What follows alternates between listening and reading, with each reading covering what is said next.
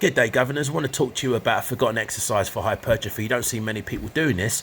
I think because it's hard work, and number two, it creates a lot of balance, and most people get frustrated when they lose balance. It's called the single leg RDL, counterlateral. And what I love about it is for glute and hamstring activation for hypertrophy, but also for the internal stabilization factor. And you have to really concentrate. You have to take this muscle-centric view of an exercise. You have to go into the muscle and you have to go into stabilization. One thing you might find that's a bottleneck is you've got to keep the pelvis in a straight line. So what might help you is the training leg can be internally rotated to help level and keep the pelvis in a nice straight line when you're doing the single leg RDL. If you're still having problems with the single leg RDL, you could do a staggered stance single leg RDL just to help with balance and proprioception. But in the beginning, what you should do with the staggered stance is actually just still focus on keeping the chin pulled down, but also again with the staggered stance, focus on the hip hinge. And with the staggered stance, you're putting a little bit of weight on the back leg, so on the toe itself, on the ball of the foot. That's where you're just trying to put a little bit of the tension, but still all the tension is coming through this front leg.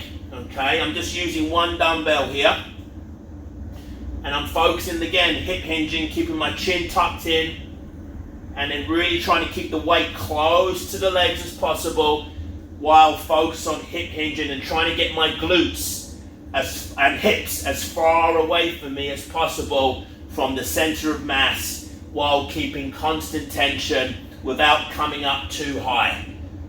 Probably about here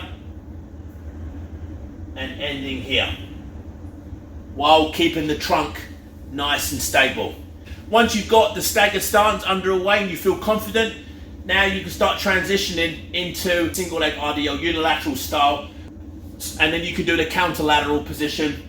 Either way, you want to make sure the hips are central, and then do the same thing, just mimicking the staggered stance. And now you're trying to get the trailing leg in line with your torso.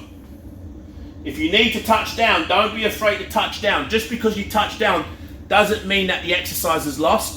It just means that you have to center yourself again and get yourself into that proper position while keeping your balance. Forget about the dodgy pair of slippers there, but I wanted just to go over the foot position of the single leg RDL. One thing I read about with Stuart McGill, Professor Stuart McGill, PhD, speaks about flaring your toes. So opening up the toes, see how my toes are flared, and this will really help with your balance when going into that single leg RDL. So really spread your toes out as much as possible, and then you're always thinking about spreading the toes out, and then to stabilize the ankle joint, which will correlate up towards the patella and then up towards the acetabulum, right?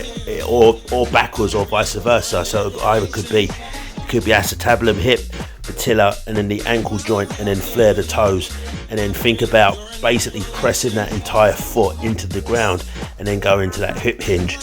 When you're doing your staggered stance, the staggered stance will just be, I like to program it where my toe is in line with my back heel.